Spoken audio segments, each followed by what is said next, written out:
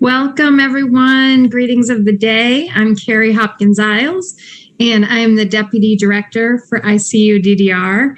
And welcome to the second day of our conference. I hope you enjoyed yesterday.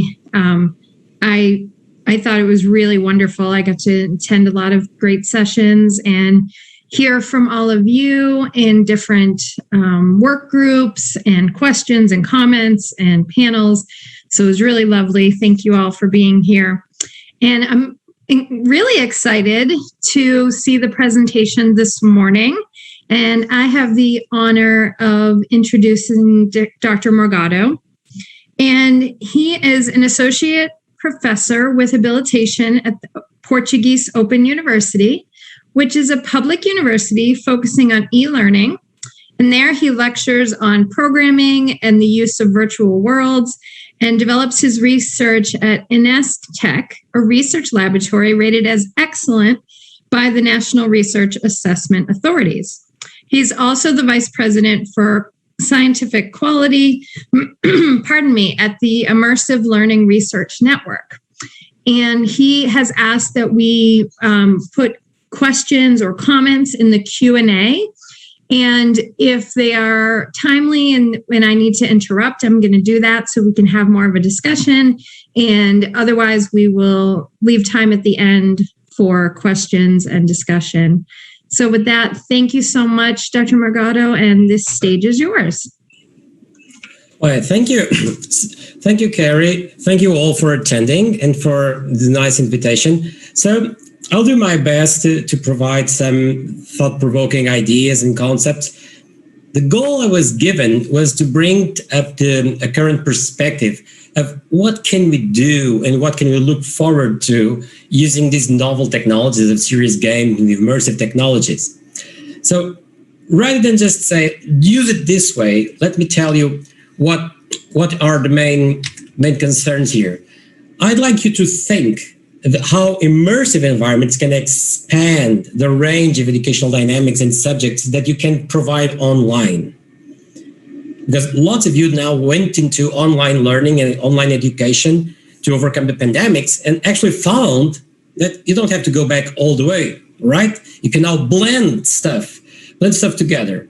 But of course, there are limits. So how can we use these environments to have more options on what can be online and not? The second aspect of challenge is how can we do this in a widespread way? Because it's one thing to do it as a gimmick, right? You'll do it once, a couple of times for a bit of enthusiasm, as an icebreaker. But what if you want to do it year-round as an individual? Or from an institutional perspective, what if instead of having one or two very enthusiastic professionals using this, what if you want to have an institutional initiative saying everyone's going to use this just like everyone is going to use Moodle or some other online platform?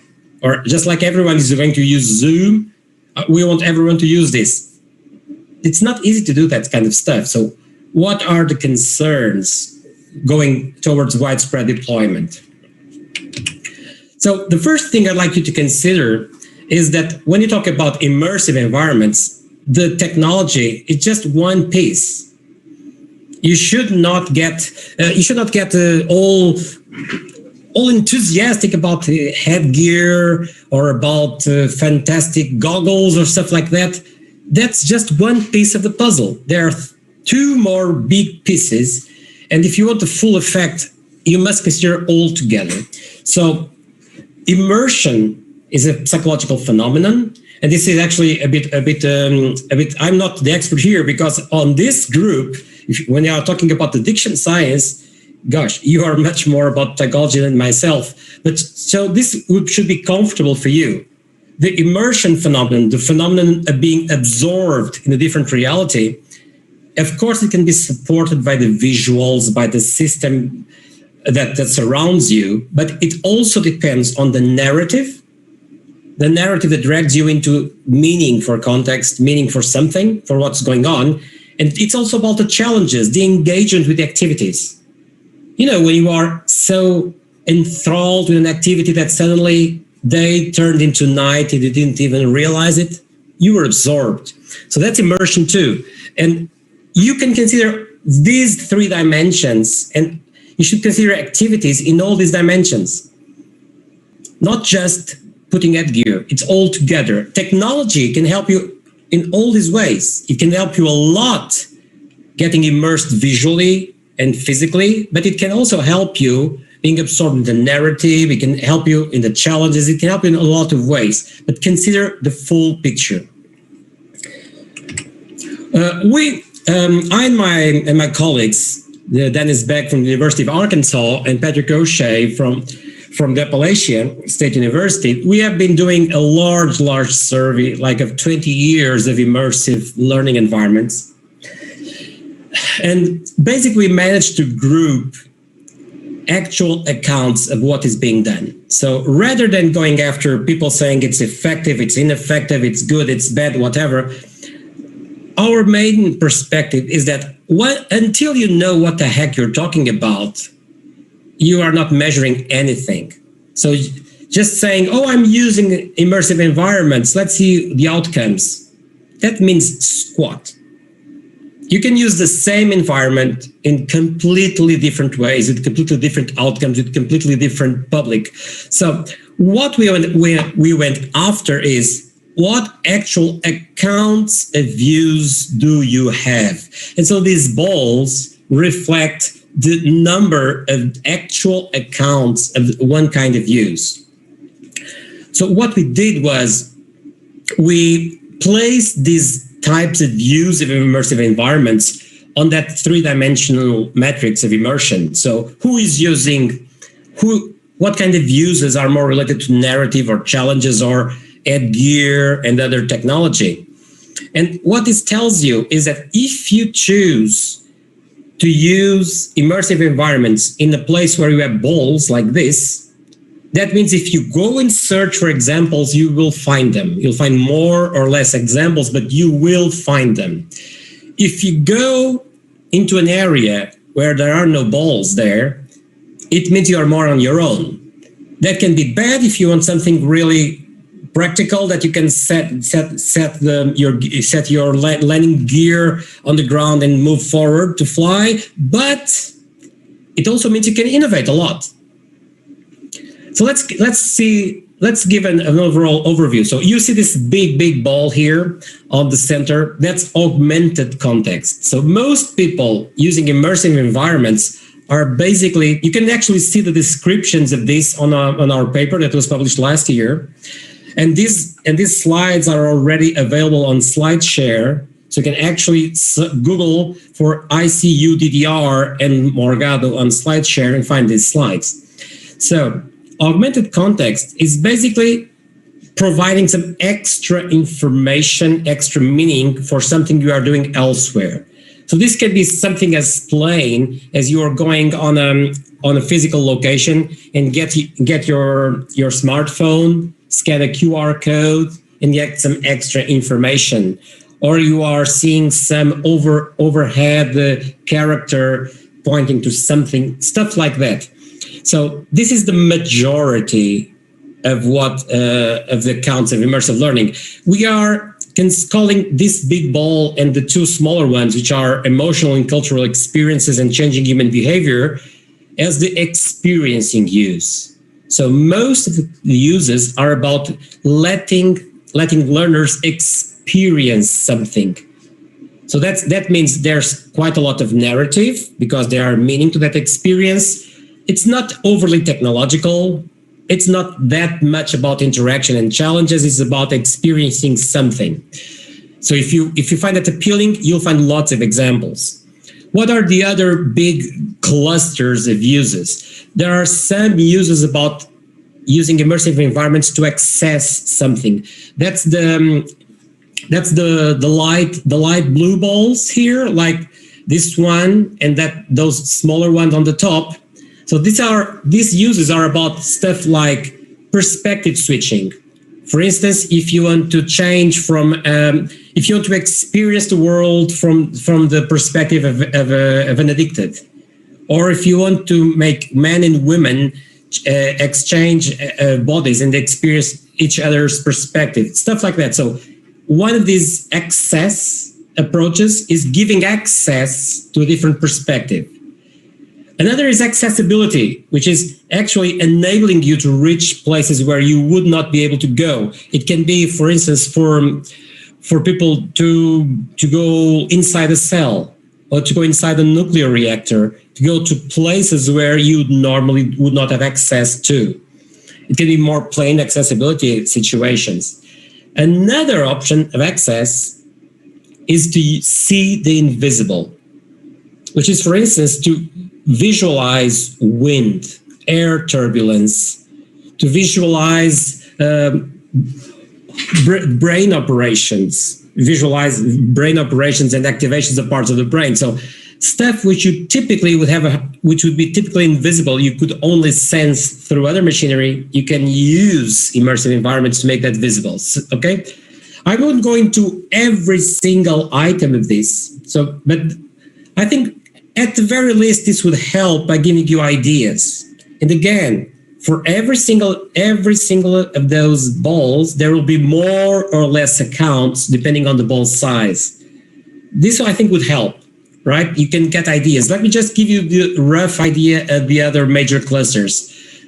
On the back, top right, and that minuscule ball there on the center of the back plane, it's the exploring use. So using immersive environments to collect data from the field, like smartphones as temperature sensors or visual sensors, or it's to use this to basically move around objects, look at them, explore how they connect to each other. This green big ball here and smaller one are simulations. Really create a simulation of the physical world to make you experience that. And sometimes for logistics aspects, like you cannot use a laboratory more than one person at a time, but you can use a virtual laboratory so that everyone can use it at the same time. So that kind of logistic approach to the use of this kind of stuff. Another one, the yellow ones, are the complementing use. That's when you just use the immersive environment to complement what's happening elsewhere. Emphasis, for instance.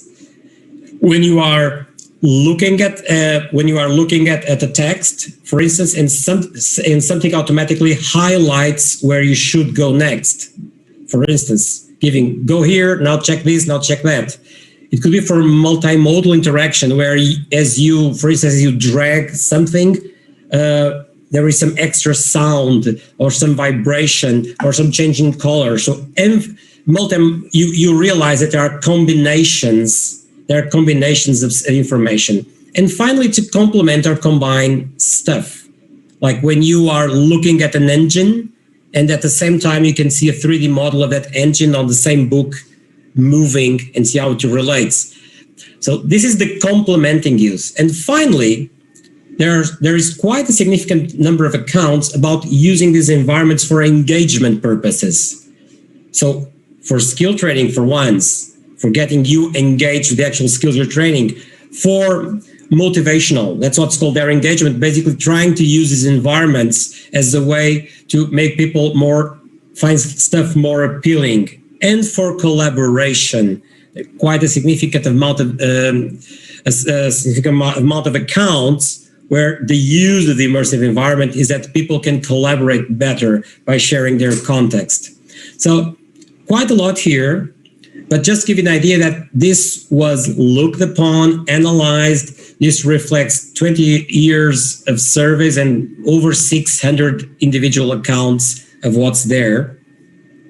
And I think if you want to take an idea is that it's not just about picking software, picking computers and hardware, and let's use them. No, let's get a pedagogical rationale on what you're doing. You cannot do all this at once at the same time without significant planning. So it's much better to consider your core goal and plan that way. And then, of course, tippy-toe towards other aspects and the other uses. The rest of my presentation, it's more about giving you examples and ideas and enlarging what's going on and what you can achieve. So, for instance, here's an example of something I did using immersive environments for team dynamics. So this was a very plain learning goal. The European Commission asked us to come up with stuff for people to learn about the European Union and the Charter of Fundamental Rights. And so when one of the goals, this was for senior high schoolers, and one of the goals was, okay, they should learn the main dates and the main events in the creation of the European Union, which is of course boring as hell for any teenager. And so we were like, what can we do? And so we basically introduced team dynamics. We broke apart the text regarding each date into two pieces. One was laid on the floor, scattered. The other piece was there hanging vertically. And the way this was set up was that a team of two teenagers had to work around, teams of two had to work around to match the tiles, but they couldn't move them. So you had to have one student go to the half that was hanging vertically and the other going around on the floor looking for stuff. And basically had to enter into dialogue to each other, trying to match what was written, talking about, discussing, and, oh, perhaps it's not that green one, perhaps it's the other green one. And they would have to discuss about. So basically, we turned the boring memorization task into something where you had team dynamics and you had to collaborate. So this kind of setup is using immersion in immersive environments to support the collaboration use. Another example here, for instance, is about experiencing a situation. In this circumstance, we had several 3D statues. So these firefighters and the fire and the person in the stretcher were not moving. So this did not involve lots of computational programming. It just involved a nice modeler, someone with some modeling skills. And this person here with the green shirt was a student. So what happened here was that students could navigate amidst these scenes and experience them from their perspective as individuals. And this was used to prompt some even assumptions, conflicts, and values. So in this case, the teacher would use this scene to prompt discussion about what was the priority, attending to the person on the stretcher or fighting the fire. And of course, the important aspect is that the person on the stretcher is Black. So that was going to be used to try and expose some racial element on this kind of decision making. So we were using this for this aspect of immersion because it was different, asking this in a generic way with photographs or non-concrete examples, or discussing this as you were experiencing the actual situation. We had similar scenarios where you would experience the situation where a wheelchair user could not access a place due to a step on the sidewalk, where you would go through several rooms until you suddenly were amidst the audience in an execution. There were all these situations that were used as experiencing a situation to prompt discussion. So again, examples of these uses. Here, it's about sport tactics training for coaches. So this was actually done in Second Life lots and lots of years ago. What we did was we created this sort of magnet board for the teacher. The teacher would basically create a story of how the teams would move. But rather than show those motion in the magnet boards, we would replay them in 3D on Second Life. And the coaches in training would sit on those chairs on the back to witness the game. But they could also get up and go in amidst the players, and the trainer could make a pause. So discussions could be made like, let's say a coach being a trainer, being under training, could go near one of these automated players and say, I think this player should be looking the other way, or should be positioned a bit further ahead, further back. So they could actually discuss their tactics within the 3D context and perspective. So again, it's about skill training, but it's about enabling the collaboration of discussion. There are all sorts of dynamics here of what you could actually enable this discussion to do. Another example about team coordination. This was done for the Portuguese Air Force. So it's about maintenance of F-16 engines. And they were very clear to us that they need no simulation of the actual technical operations because they would master that to the most minuscule detail. What they needed, though, was ways to simulate team coordination. So, for instance, there are specific ways of talking that while you are in a room, it's just a rule. Like, you should not say left or right, because the person can be can have its vision obstructed by the engine. And so there are specific ways of saying which direction you are supposed to move stuff. There are specific ways in which you coordinate the rhythm where you simultaneously activate the different screws to lift the engine and stuff like that. And that becomes abstract in paper. But once you are near the actual engine, it makes sense. You realize that there are differences in perspective. You realize that you cannot coordinate properly. But doing that with a real engine means the engine is unavailable for anything else. You cannot have the same engine being used by different teams of mechanics in training. You cannot use that engine for flight operations or any other kind of mechanical testing because it is being used for testing. So it's not an efficient use of the engine. So what they wanted and we did was we enabled them to reproduce the procedures for putting an engine inside the F-16 aircraft. But the goal there was to enable precisely the training in context of those coordination and cooperation procedures to make them realize. So for instance, if they would not coordinate the proper operation of the lifting screws, the engine would not move. But we could also have arranged it for different rhythms of screw coordination to make it topple, which in reality would be terribly expensive or even hazardous. So again, don't think of this kind of stuff just as, oh, it should be better because you can simulate. That's not the point. You should really consider what can I achieve better. So in this case, they thought clearly, we can give them a rationale for the coordination because they will experience the problems of coordination. And we can do that with all trainees without having our engines stuck in training. We can minimize the amount of hours that engines are unavailable for training. This is yet another example from a primary school. We created a system for version control of spatial configurations. So basically, students could rearrange things like the sliders and the garbage baskets and stuff like that in the playground. This was a playground that was going to be dismantled by the county officers and created in a different location.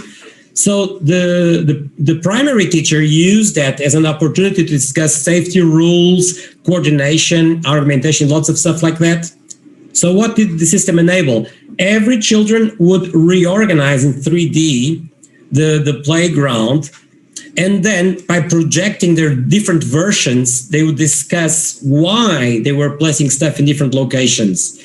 And you could go back and forth between versions. So basically you could click on Mary's version and Michael's version and see what was the difference, like because the slider would move to different locations as they would choose each individual's location. That would be used in support of discussion.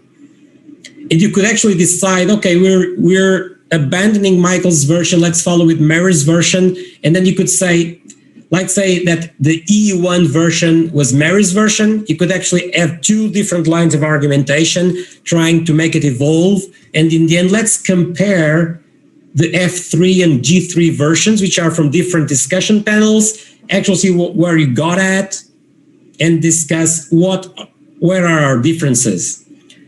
So again, in this case, we are using them to actually have a solid basis to compare opinions on the spatial arrangement of stuff.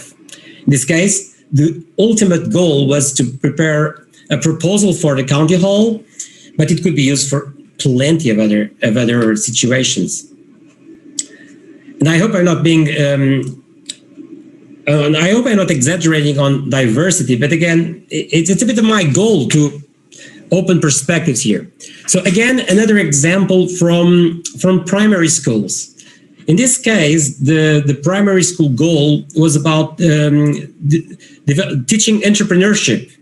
There was an entire, it was an European-wide initiative to encourage entrepreneurship education from primary school onwards.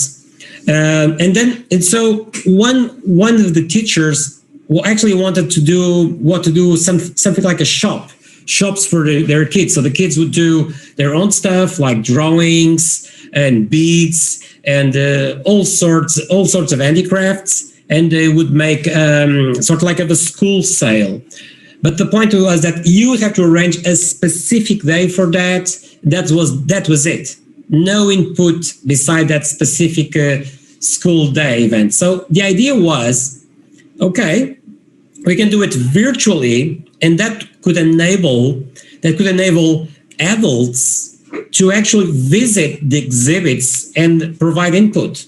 This was mediated by the teacher, and what we were doing was actually even creating sort of a mirror world, like a mirror world where any adult could go and leave comments, but then those comments would have to go through the teacher before they would end up on the children's side. But still, here the use was, this was about accessibility. Let's give adults in the community access to the primary school children's shops throughout the year, not just in one big end of the year event. And let children benefit from that input, and let the adults in the community be aware year round of what's going on. Of course, you can do it on just a web page, but the point here was that children could discuss stuff like how to arrange exhibits, how to organize stuff. So it was involving all this physical environment stuff about their own shops. Again, so here the goal was accessibility. Now, this is the bad part. So I just gave perspectives, ideas, initiatives, enthusiasm. So what are the challenges? What are researchers struggling with, and where can you make a difference? You can make a difference by coming up with rules, coming up with organization, methods, and even teaming up with researchers to come up with better solutions.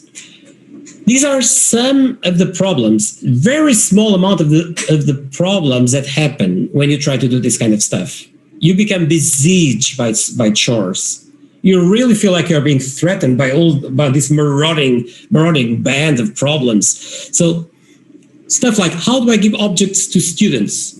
You want to give them virtual objects. Unless you organize yourself properly to do that, it can be quite an ordeal, saying, well, they didn't get them, they got them, where do I find them, how do I replicate them? You may be wondering, has the student progressed? I just asked the student to do something online, and now what do? I wait for a week to see how it's going? What if it's not going? Oh, they delivered. Where the heck is the delivered assignment? Am I using a 3D environment and then asking them to provide a written report? It's a bit of a bummer, right? You can do stuff visually, but then you ask them to make a written report of something you want to witness. So there's all sorts of stuff that you have to deal with. For most of this, at the individual teacher level, you can basically wing yourself out of this, but it's not a very good idea, because winging means a lot of stress and a lot of stress on your students. So you can actually try out stuff, plan ahead. Say, okay, if I'm asking all of my students or a group of my students to do this, how am I going to help myself do this within my time frame? So this is extremely important. So one of my first problems, amazingly, was class attendance. I had moved several of my classes to Second Life, which is not very unlike moving them to Zoom right now.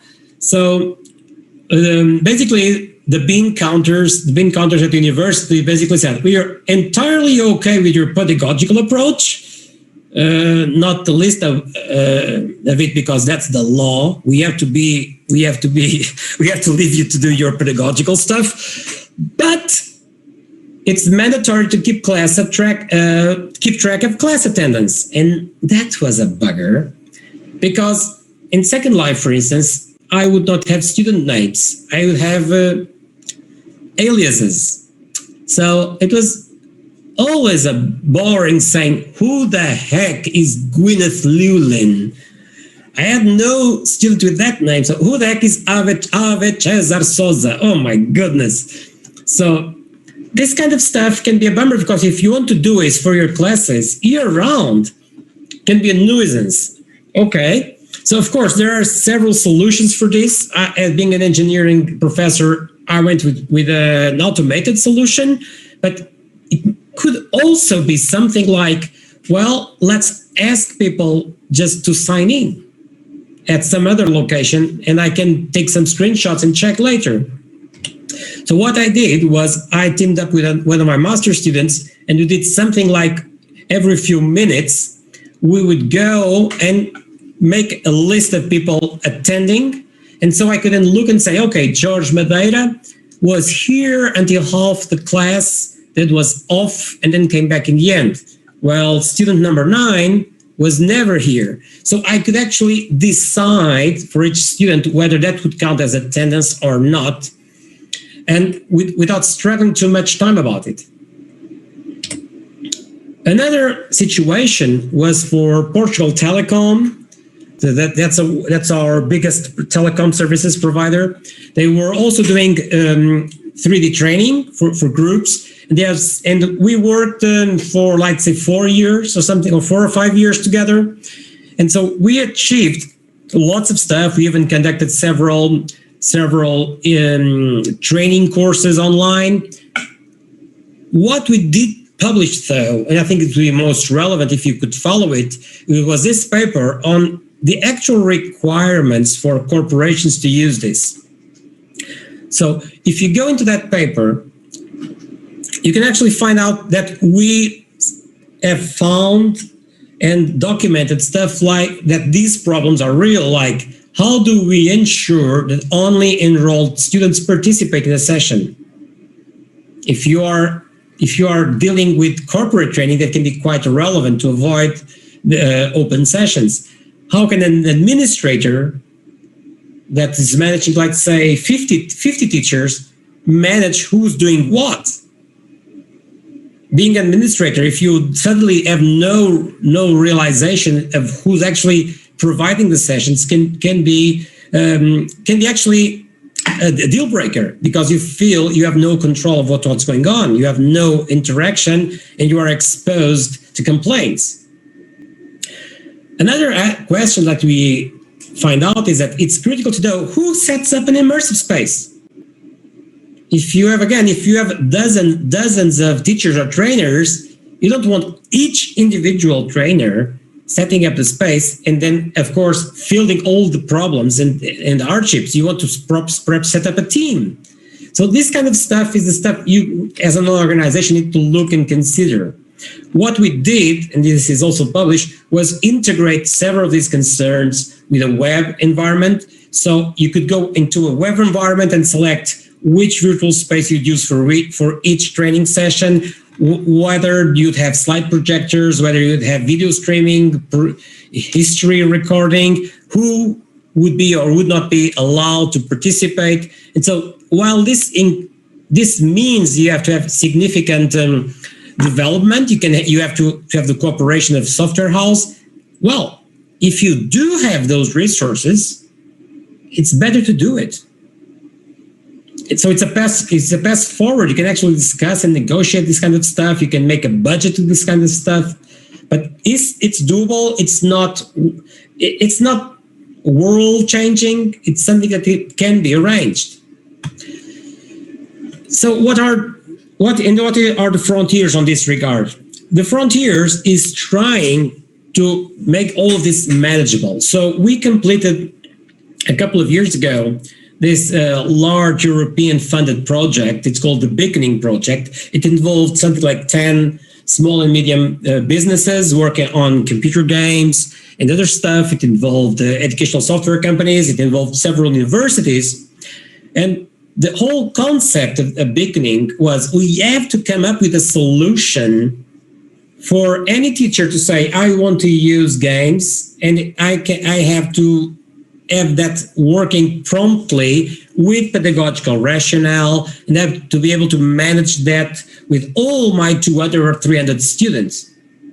So what we came up with was that we would have to split the user profile. It could not just be teachers, students, and learn in game designers.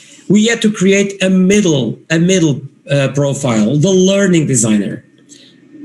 So the idea is game designers create games. There's plenty of game designers around creating games. Teachers want to use them with their students.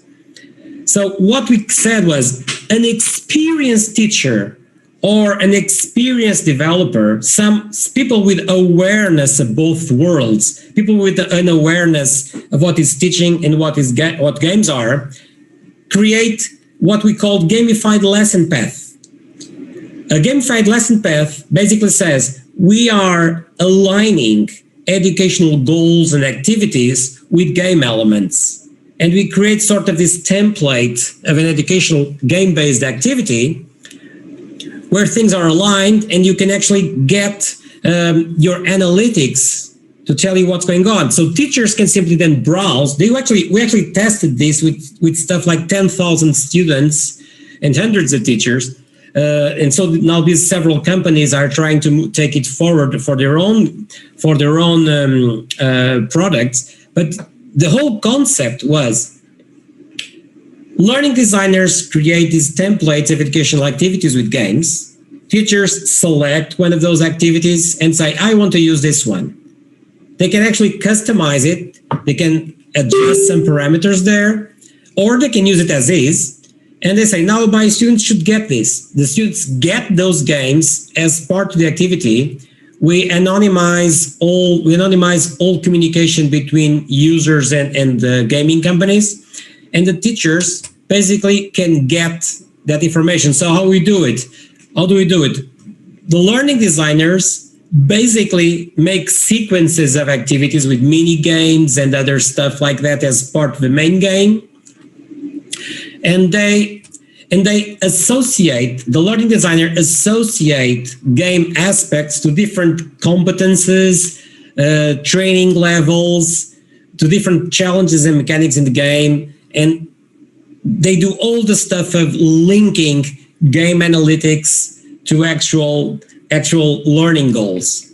So when the teachers and students download this kind of stuff, what they do is both teacher and students have a map of what's going on. So if you are a student, you are not lost with, like, say, 10 assignments from different teachers. You can check up that, for instance, here, that on the STEM subject of engineering, you are on mission 3 that started on January of 2016, assigned by teacher 2, and it's still open. So you are still midway through it. You already finished the mission 6.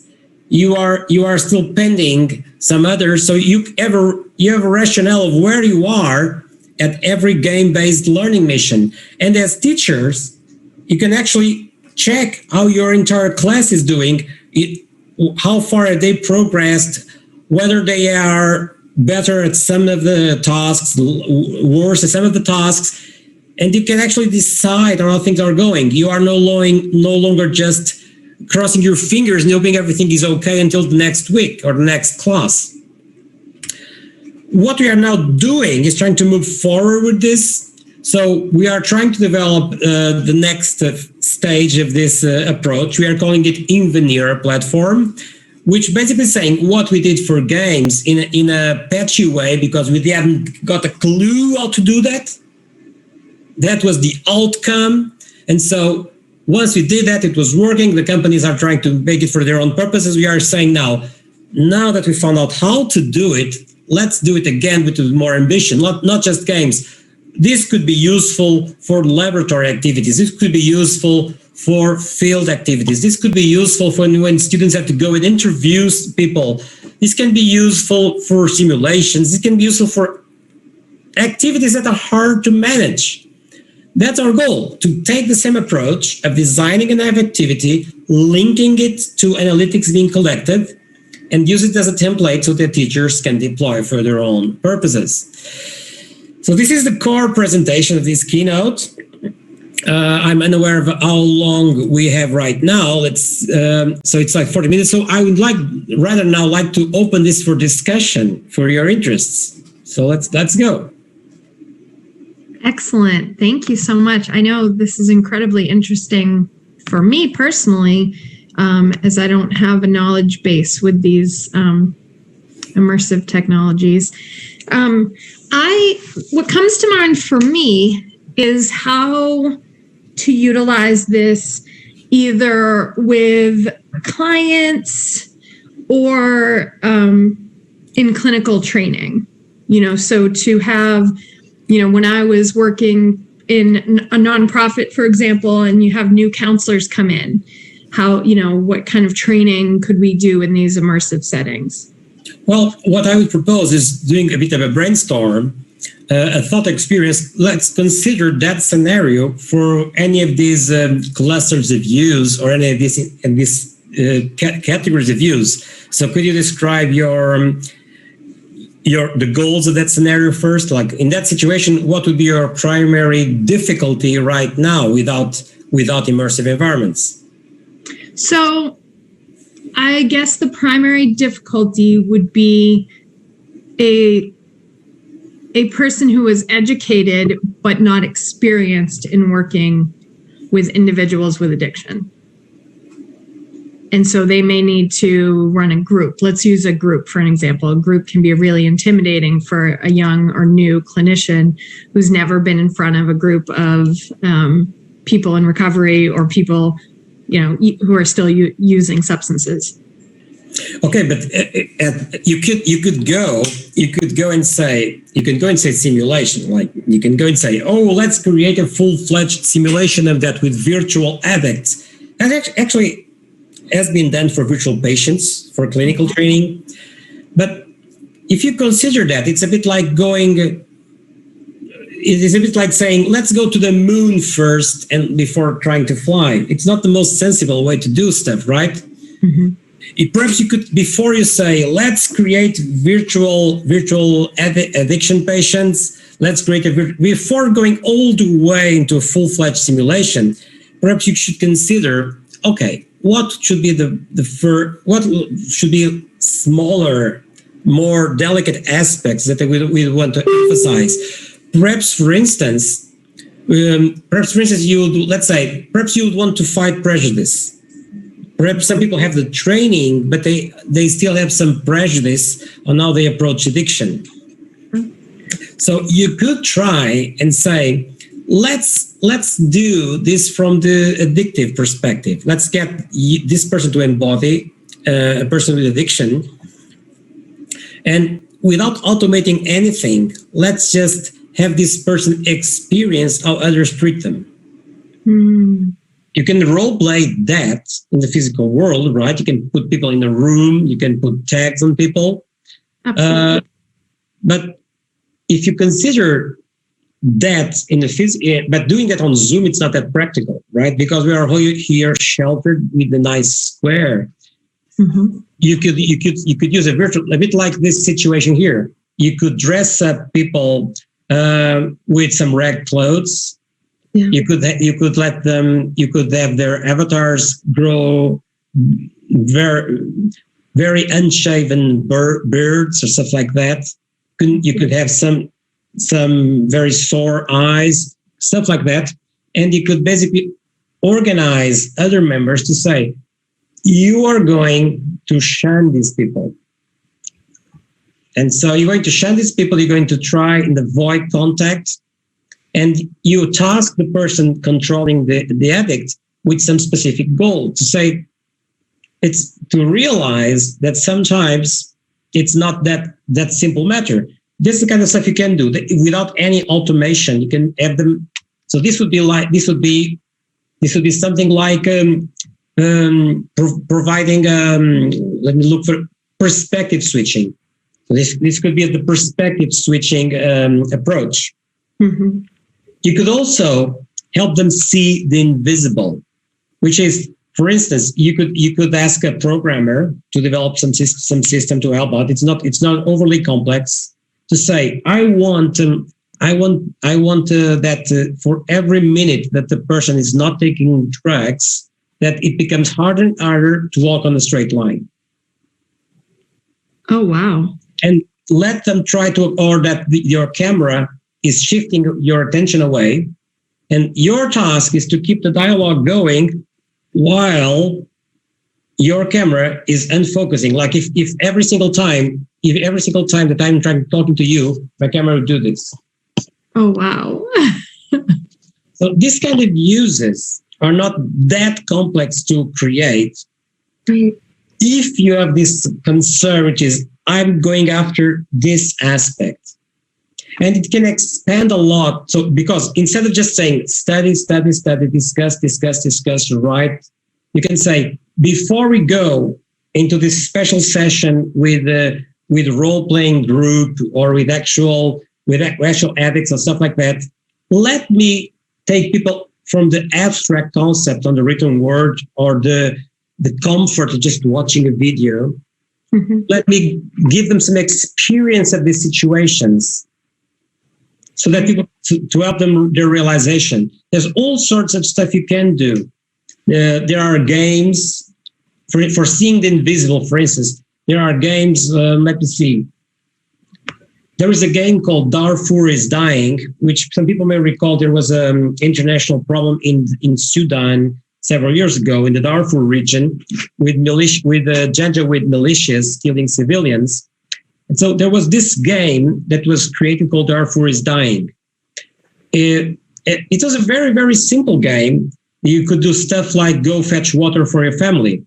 The point was you had to choose which of your family members, they had names and faces there, would go to fetch water. And they would have to hide from militias in a very cartoonish video game while they tried to fetch water. And sometimes they got killed. And so your family there would start to have ghosts. Some of your kids or your wife or your husband would die occasionally because they would fail to get water. And then you would have the option. Do you go and get water for your family? Or do you try to go one day without water? If you did succeed, sometimes you would lose some of the water in the bucket. And so it was about, okay, you brought 57% to the bucket full. This is enough for one day. Congratulations. You do not need to go fetch water again today. But you have to go tomorrow. And so again, you could see there would be indicators on the overall health status, on thirst. So things you could not see like thirst, health status would be very, very game-like bars. But just visualizing stuff like thirst and health status as a bar can help people become more aware and start to rationalize what the abstract concepts mean. Other games make you take decisions like, do you send your kids to work or to school? If you send them to work, everyone has food, but eventually you're stuck they are stuck in lousy options in adult life. If you send them to study, you are giving them more options, but probably until they have to get there, because you may be in a social situation where you don't have enough food for them. So it's this kind of conflicts is kind of stuff you can prepare. Maybe it's not a computer programmer that are going to make this game mechanics. You can only do this if you get people that really understand your learning concerns and say, this is what I want to happen. What usually goes wrong is that people only look at the green ball over there, simulation. They usually get overambitious and say, I need the resources to make this fantastic game. Mm-hmm. And you don't get the resources and you don't make the game. Sometimes you get the resources, but you don't have very good game planning skills, and you make a lousy game that people find boring. So typically, you can much better, as I was saying, tippy-toe towards your users here. You can consider a wider perspective of users for this kind of stuff. You can wing some aspects. You can improvise others. You can plan in a more low-tech way how to make it work, and gradually build your knowledge and awareness of how to do this. Let's say, first, there is another project I did in 2010, I think. It was about immersive worlds for management training. And the goal was management training of small and medium business owners in Europe. So we had stuff like the typical classroom sessions, but then what we did online was stuff like leadership training. Small and business managers usually don't have the time to stop working, stop their family lives, and travel to a different location just to get leadership training altogether. You simply don't have that much time available to travel around commuting for training. So the idea was you will minimize commuting for training and try to do as much as possible online. And so leadership training was one of the things that typically takes place in a classroom, but we could do it with all people together in the same virtual space. Stuff like we do pitching, like here are 6 poles, vertical poles, and say, your job is to go near to one pole and persuade all the other trainees to join your team, not the others. So this kind of dynamics that usually take place in the classroom, but we could do it online. So what does this involve for preparation? Well, in terms of graphics, very little. You required 6 vertical poles. But in terms of trainer preparation, it involved a lot, because things can go wrong, people can get lost, can get sidetracked. So what we realized could be done, and this worked very nicely, was very low tech. The trainer should have a list of sentences already pre-written for different situations that would be common, that could happen, like, please wait while I go fetch your strayed colleague. Or each of you do this, do that. So stuff that was foreseen that might happen was already pre-written in an Excel spreadsheet, in a common spreadsheet. And so, with some indications of, like, on the first phase of the training, this is probably what may happen. Second phase, third phase, that window with the spreadsheet would be open and ready. And so, as the virtual world was running and you were running your activity, if something already foreseen happened, you simply would go copy and paste your foreseen sentences, which means you could you'd have more time to deal with what was going on, rather than to waste time and creating stress on yourself and students while typing and coming up with an idea. That was just it. Organizing a plan of what could go wrong and sentences to address that situation pre-written, keep the 2 windows open. something as plain as that was a deal breaker in making it a success or a stressful failure during a training session. So again, it's about planning and consider all these diversity of uses that you can use stuff towards. So if we were a faculty member or a supervisor or someone who was trying to train someone to work with people in addiction, I see this idea of experiencing on one of these dimensions. I'm wondering about emotional or cultural experiences that we might be able to teach about. So that a student who maybe is coming from a very different background from someone who they're going to then work with clinically could experience some things that were unlike how they grew up, or unlike, a neighborhood or things of that nature. Definitely. So again, going into this situation as a common student, the green shirt here is about experiencing. Yeah. Going about it as the patient or as the firefighter, that would be about perspective switching. It's about, you are not a firefighter, you probably never wore the stretcher, so you have no idea what that means, but you are giving you that switch in perspective, accessing something you would not normally experience. So that's the difference between accessing or experiencing, right? If you are just visiting, you are experiencing it, but it's not really the same thing as embodying a situation. So, and again, it's different in terms of what it requires from the teacher side, preparation, organization of the activity. It's entirely different. Yeah. So it's not like, oh, I want the best. The best is balancing your resources and time and goals. So it's worth considering this.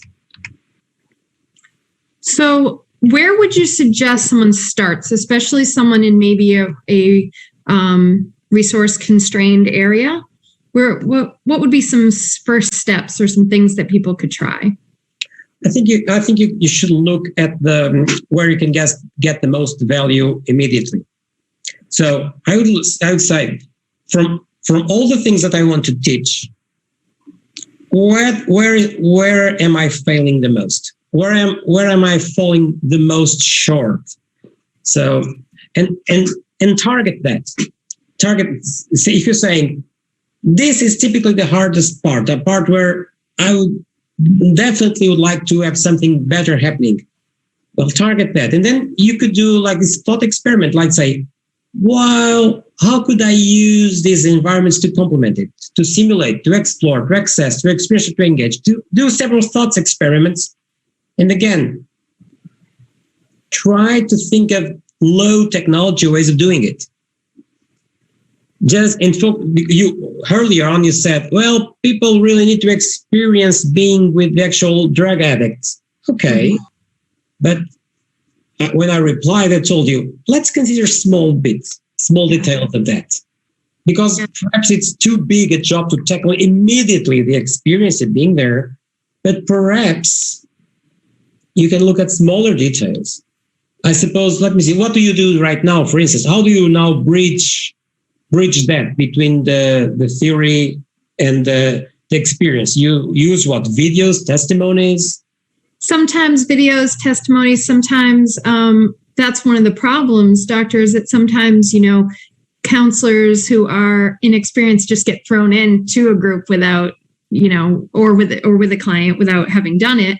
Or sometimes, of course, they might shadow, an experienced clinician.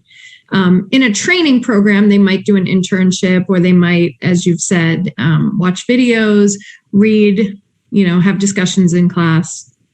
You might use it, for instance, for pre-assessment of your group. Like, for instance, instead of just organizing everything for the first experience, you could try and say, I want you to go into this space here and take a photograph of what you found most interesting, or what you relate to this.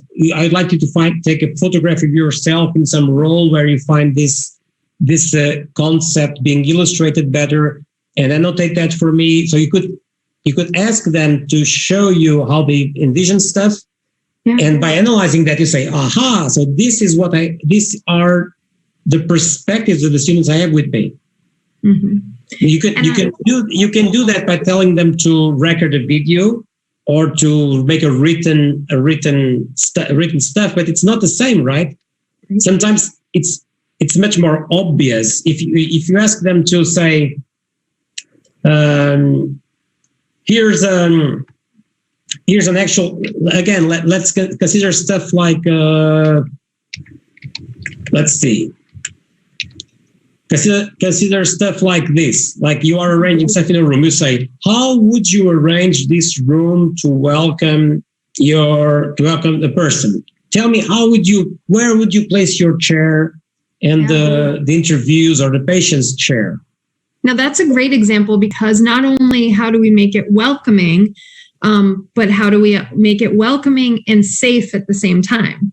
Which is a challenge that people have. They don't like, we always talk to clinicians about having it so maybe you're not, some people don't like having the client between you and the door in case there's an emergency and you need to leave.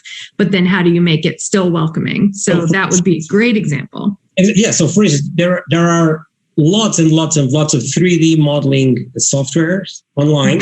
So you can just choose some of these modeling softwares that are used by kids. Come on, by primary school kids, sometimes younger. So you can just choose some very simple modeling software and say, I'm going to ask them to use this modeling software to model something similar to their room and explain either by video testimony or written, like model your room, how you make it welcoming and safe, and tell me why you think it is so. And then you can actually see the 3D models of their rooms and how they arranged it and their rationales together, rather than just a photograph which sometimes doesn't give you the right perspective, or it obscures something, because they may think this photograph is such a nice way to show my room.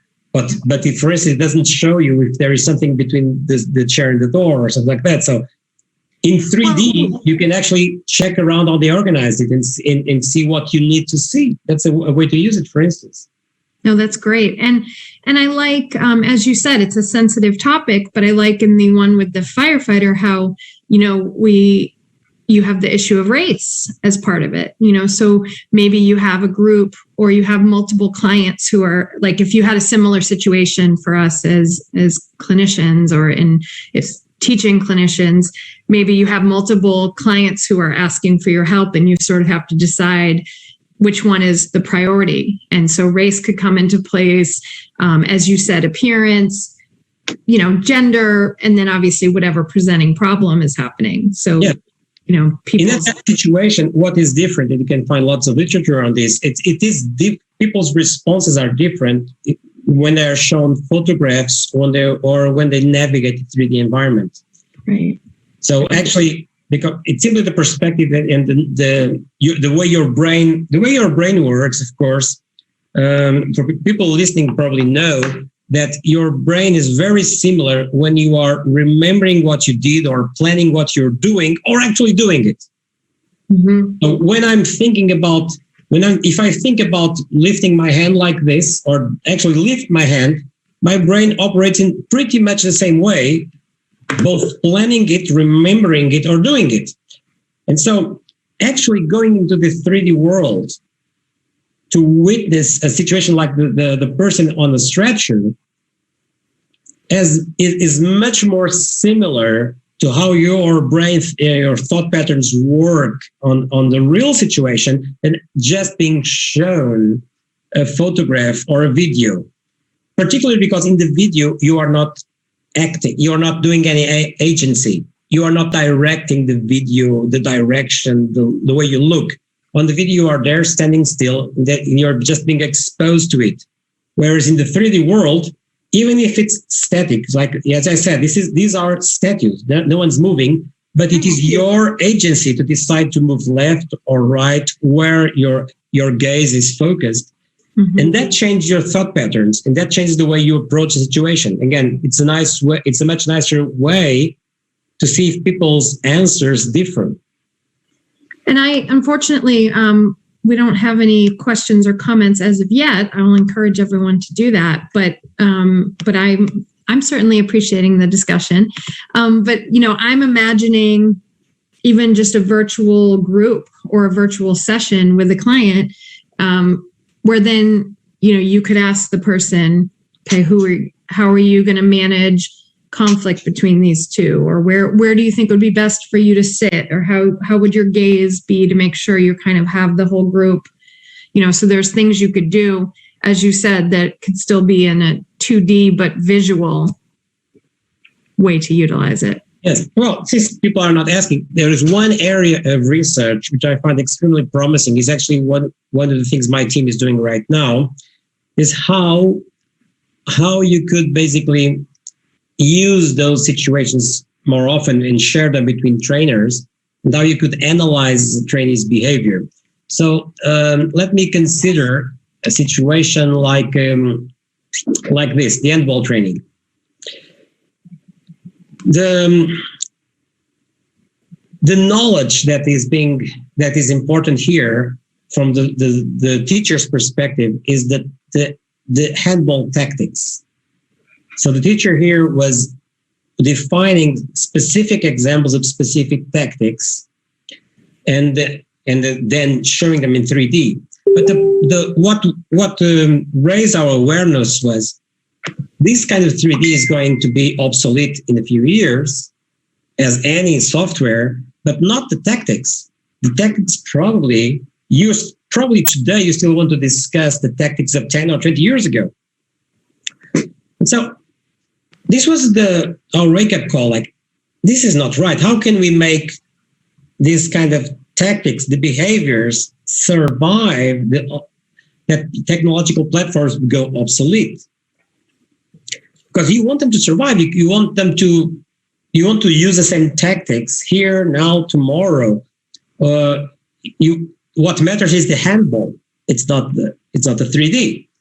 And the same way goes for the way you deal with addicts or with doctors. You want probably the same kind of situations to use them over and over and over the years, or perhaps you want to have the same situation shown in different contexts.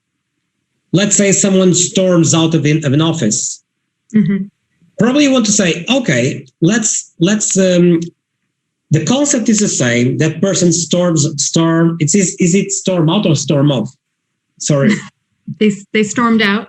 Yeah. Stormed out. So suppose someone storms out of an office. You say, okay, I would like to have different people in different offices mimicking their actual locations to experience that behavior, the storming out, without having to call it a team of computer programmers to do it. It's something basic. It's the person is sitting down, gets up, says something, and rushes towards the door and gets out. It's the same behavior. Sure. Why shouldn't it be replaying different situations? So we came up with the concept of the virtual choreography as the behavior that matters, not a technological platform where it is replayed. That makes sense. Okay, so that we came up with that. So we started working on describing these behaviors from the trainer's perspective. So the trainer would say stuff like getting up, moving towards the door, getting out, stuff like that. It would not be working on computational details like activating this animation, changing the heading direction. It would not go the computational details. It would work on what matters to you. And then those behaviors could be mapped to the different can be mapped to the actual technological platforms. So you have your behavior set, your virtual choreographies, and you can replay them on different situations. So that's one of the things we are working. We had several successes with that, and we realized that they can be used the other way around, which is you can actually record what students are doing, not as a video, like, okay, let's witness 1 extra hour of student behaviors. You can actually just record what students did from this higher meaning way. Like the student did not react when the person stormed out. Okay. You don't really care. You don't want to look at that for like every single student. Watch. Let's see what the student did when the patient stormed out. One student, next student. You don't want to do that. You just can look at the list of students and say, these were the ones that did not react when the student stormed out. These were the ones that tried to say something while staying on their desk. These were the ones that got up and tried to chase him. So you would like to check the list of your students and quickly have a notion of who did what. Mm. So you could, as a trainer, in a time-efficient way, address the different behaviors of your students. And so we realized that choreographies can be done that way because instead of recording what students did as a video or as a log, you can actually record it as a log indeed, but a log of what matters. So we actually just completed one of those systems for a wind generator manufacturer. Mm-hmm. We were, it was Vestas, it was published already, so you can say it was Vestas from Denmark. So actually the trainers can go into a wind generator, demonstrate what's supposed to happen. And instead of, we don't record stuff like drag object number 25, release the mouse. We don't do the stuff like that. What you do is, if they drag, let's say, a panel outside of engine and release the mouse outside the engine, and it falls on the floor, we simply record panel removed. Okay. So when we want them to, and again, when the students do their simulation work on the engine, again, what we have there is the task is to remove the panel. So we basically only have to say, did they remove the panel or didn't? Or what did they do? Mm-hmm. So you instead of watching a video of operations on a 3D wind generator, you can actually just see, okay, which of the intended actions were done or weren't done, and if they weren't, what the heck was he doing or she doing? Right. But in a way that the trainer, not the computer scientist, can deal with. So what's the challenge here? The challenge here is getting the funding and the budget to assemble teams of technical experts and computer experts that actually say, these are the actions that we as technical experts care about. These are the choreography elements we care about. Mm-hmm. Let's see how those can match a simulation. And let's assemble this so that I can issue this simulation to hundreds or thousands of people and actually can have a grasp of what's going on. And I can see a real value, as you mentioned earlier, even though it's not a real client, right? So even if it's just a picture, as you mentioned with the arm, right? When you think about your arm going up versus when you actually put your arm up. If you ask a student in a class or someone you're supervising, so what would you do if they storm out? They're going to give you a clinical answer or what they think they're supposed to say. But if there's like a photo, like, an immersive reality where the person is angry looking, coming out, there's an emotional component that they have to kind of cope with and deal with you as as their teacher, that I think is really valuable that we don't always capture prior to the experience actually happening. Exactly. But what I'm saying is it's different. That is on your teaching time, on the time you have available to deal with that personally. But say you have like 200 students and you want them over the course of a week to experience that. Yeah. How the heck do you know what went on? Right. No, that's great. So the point is, if you just do it right now, you can say stuff like, please take some screenshots of what went on, put those screenshots on a report and send it to me as a comic book, a bit like that, or describe what you did, or record a video of what you're doing. But as a teacher, if you get all those reports, you have to go into each one of them saying, what the heck happened? Yes.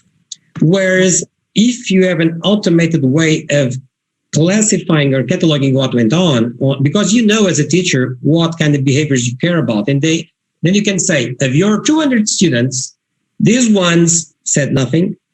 These ones tried to reason from their location. These ones tried to chase after the person.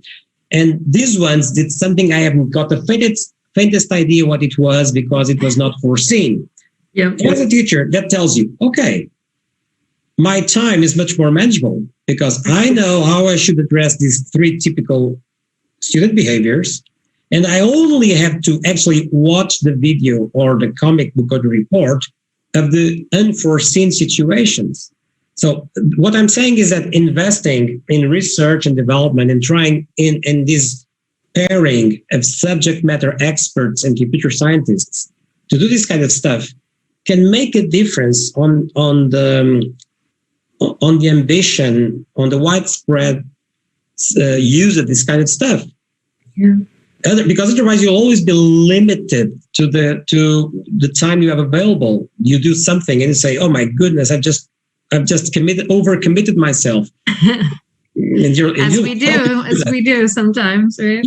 Yeah, the consequence of overcommitting is that either your personal life suffers, or you quit. Right. So and you don't want that. You want something that is sustainable. That is, say, I can recommend this for an entire organization with some reasonable expectation that it's doable, that I don't have a mutiny in hands, or that suddenly my organization's morale goes to the floor because people are feeling it's an unreasonable demand, something like that. So finding this, again, it's a bit managing these expectations and steps of not just going from no immersion into very high-end, high-demanding environment. You have all these degrees of options, and always considering the organizational side, the preparation side, how people can support what they're doing. It's critical. Yeah, we don't want to add so much to people's lives that they just say, forget it, I'm not going to bother trying it. Yep. Well, I'm going to start to wrap up. I know it's been a lot of information, and I am incredibly grateful. Thank you for the discussion and for giving us so many great ideas. We have several excellent panels to choose from coming up here after this session ends. So I hope that I will see all of you there. And Doctor, thank you so much for your time today. It was my pleasure. If you're interested in knowing more, do try out the Immersive Learning Research Network, which is a non-profit with European and American colleagues, and also now I can say, fortunately, lots of Far East and Australasia partners too. So we're really trying to make a bridge between research and practice. So just check it out online. I'm sure you'll find an interesting community of people to discuss. And and your bio in our lobby, when you go to the agenda, I've linked to the Immersive Learning Research Network. So hopefully people will check it out. Okay, Carrie, have a nice event. Thank you. Bye-bye. Thank you so much. Take care.